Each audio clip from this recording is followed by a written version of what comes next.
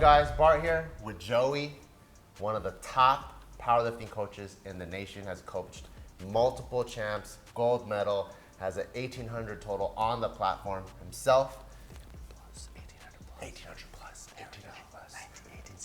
1860? Oh, snap. Oh, shit, 1860. It matters a Who cares? lot. No, it matters. Honestly, it matters a lot. And today he's going to teach us how to do the Sumo Deadlift. Yes, sir. What's going on, guys? Joey here. We're going to break down sumo for you. A lot of questions, but yeah, we're going to do our best. All right, so today we're going to be breaking down the sumo deadlift. With any deadlift, you need to figure out where you're going to put your feet first. And there's a lot of different ways you could do that, but for the purposes of this video, Bart, why don't we go ahead and put your shins. Let's go right here, right on the first ring.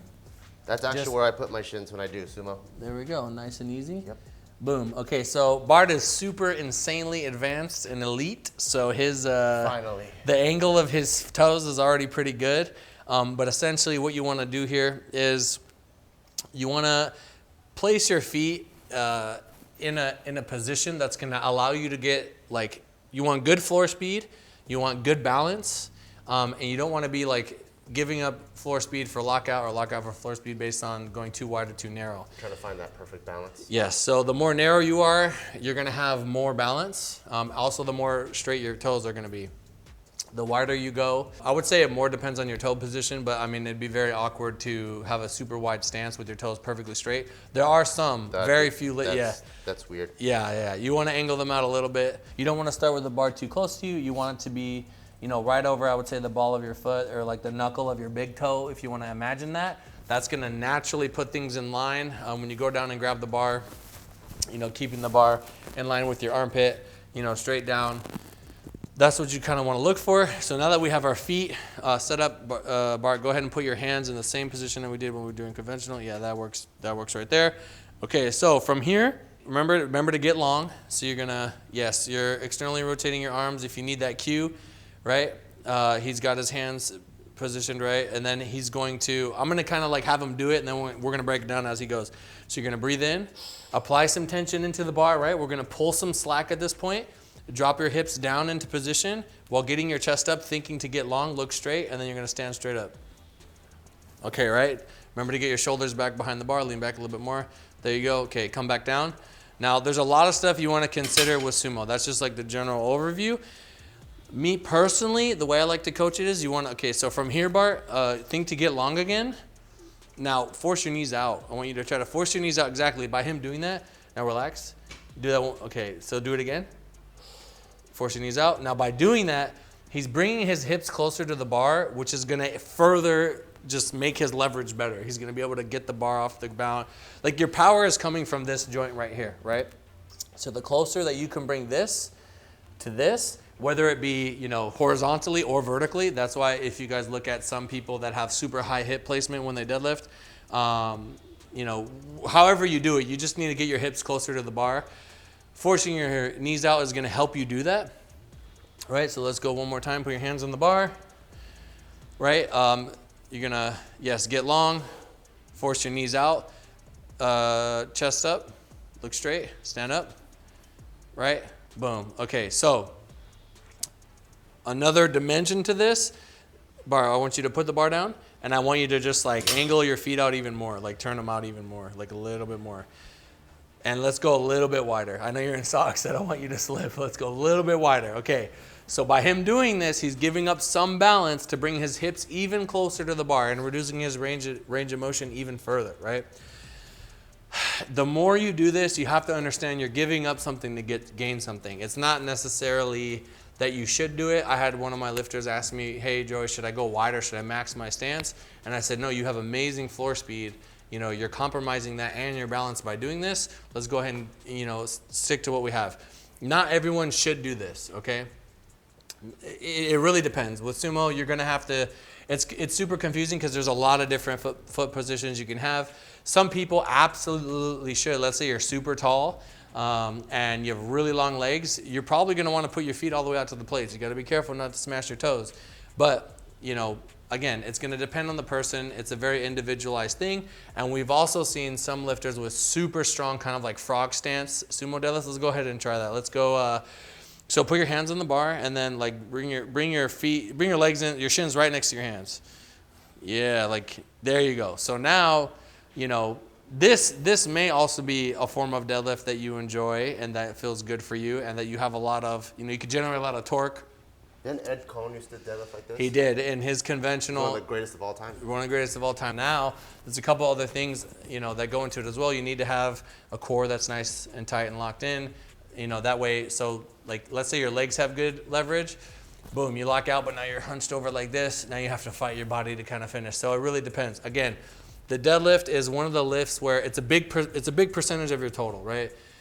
And if you screw up on it and if you get hurt, it can absolutely wreck you.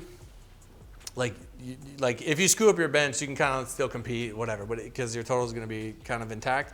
If you mess up your deadlift, if you get hurt, it's your back, it's your knee, it's going to really mess you up. So you just want to really make sure that you're taking care of yourself and preventing yourself from getting hurt. So really quickly, we're going to turn the camera to the side or give you guys a side angle and show you how to kind of protect yourself. All right, so as you can see, we've reorientated our model Bart here. And today we're going to be, you know, I just want to show you guys how to kind of protect yourself. You know, I would say if you get into a sumo position and you have a good amount of natural round, like you just can't not round, then you're probably going to want to do conventional, just because it's, in my experience, I've seen more people, you know, have the ability to, you know, lock out easier with a rounded back from a conventional position, from a sumo position. I know it sounds weird, but I'm just speaking from experience. Let's talk about pulling slack real quick. All right, so we're here with Bart. Let's get the bar over the knuckles of your big toe. Okay, you're gonna go down and grab the bar. Yes, okay, so extend your legs real quick just so we can exaggerate this. Think long, breathe in. Apply some tension into the bar as you brace, right? Okay, he's applying some attention. He's gonna wedge himself down into position. There's tension on the bar, head up. All you gotta do is push with the legs now. Boom, there we go, okay? If you're doing all those things, you're taking a lot of slack out of the bar, you're applying tension to the bar, you're gonna protect yourself, you're gonna protect your core. If you have some rounding, you're gonna protect your back. As opposed to, I don't know if you wanna demonstrate a yank, but that's up to you. If you wanna just fucking yank that shit off the ground. I guess a yank would be how I normally do it. Yeah. Like without doing it the right way, I guess it'd be like.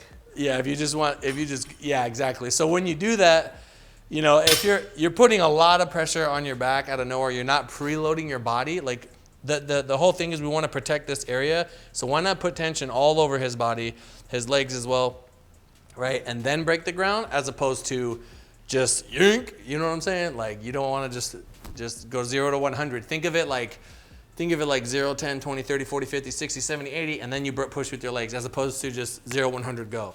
Some things to kind of remember in the sumo deadlift. Again, it is a very individual lift. Some people are going to be super upright, right? They're going to be able to get down, you know, in a sumo position. Their chest is straight up, right? Their knees are nice and out. And exactly, like right here, stay right there. Don't even go down all the way. Imagine if Bart's arms were so long to where he could just start from here, right? He's going to obviously have a much easier time locking out as opposed to actually grab the bar. Yeah, like see, you know, it's a lot of it's a give and take. You got to really try different things, find out what works best for you. You just got to experiment, like with anything. Keep your back safe, stay, you know, nice and tight with any of the lifts, squat, bench, deadlift. It doesn't matter what we're doing. You always want to make sure you're protecting yourself so you can stay in the gym longer. But at the same time, you don't want to overdo it. So it's a nice little balance. But yeah, guys, that's the sumo deadlift. I hope you're able to take something away from it. And questions? So if I'm new to powerlifting and I'm wondering which form should I go with, is sumo allowed in competition? Sumo is allowed in competition. They don't go, cheater! And then I mean, the gym bros will, but okay. If they're there. But you know, it is definitely allowed in competition. Again, you need to find out what works best for you. If you can do it and move more weight, and you are a competitor, I say do it. When it comes into like lifting equal weight, is sumo easier than conventional? Is there like less effort required? Because I see all these guys pulling sumo and it seems so easy. Like Jamal just did 1,000. I'm like, you can't do that on conventional. You probably deadlift like 400. Probably can't. For him, I would say that he is able to leverage his body in a superior way, in a way that allows him to lift the most amount of weight possible with the sumo deadlift. If he tried to lift 1,000 pounds conventional, yes, I would say it would be very hard, but I promise you he could probably pull... Like 400, 420? A lot. He could probably pull a lot conventional. Not everyone is built for sumo, right? There's going to be, you know, like weaknesses in the organism, in the person that are going to be exposed in one lift or the other. And just genetically, you know, for me personally, I can muscle through some weights conventional that I just can't do sumo, right? Because my hands get rubbed on my thighs. I have short arms. I have a long torso. I'm like, you know, I'm locked out sumo, but I'm like this, and I have no power to lock out now. You know what I mean? My glutes are fully, you know, extended. So, you know, it really depends on the person. But generally, like if you have an individual that is like, they're good at both, they will probably be able to lift more weight sumo, giving the same effort that they would do on a lighter weight conventional, if that makes sense, right? So now I've been training powerlifting. It's time for me to compete. I train both sumo and conventional. How do I know which one to choose? If you've been training both, then, and this is something that you know, I kind of have some lifters do, especially if they're kind of decent at both. You train them both, and then you kind of see which one runs away with it. You know what I mean? Like one will be the clear leader? In terms of the amount of weight you can lift, but you also have to look at how does training conventional interfere with my squat? How does training sumo interfere with my squat? If we're talking about competition and your sumo deadlift is incredibly invasive to your squat and it's like taxing your knees into another dimension, then it's probably lesser of two evils to go with conventional. You get what I'm saying? Now you could argue, like it's gonna get really complicated if I go into it, but the one that you're able to train with more weight sustainably is probably the one you should use at competition, but you need to keep in mind how that affects your overall recovery on all three as well. The conventional deadlift, for example, is incredibly invasive. If you blast yourself conventional, your bench is not gonna feel good, your low bar is not gonna feel good, nothing's gonna feel good, so yeah. That's actually why I put my deadlift day on Fridays, because now I have 2 more days to recover. But actually, through years of training, it helped me realize that deadlifting on Friday is better. Papa Bart, fellas. But it's still kind of weak, so The king. I don't know if it works. The OG.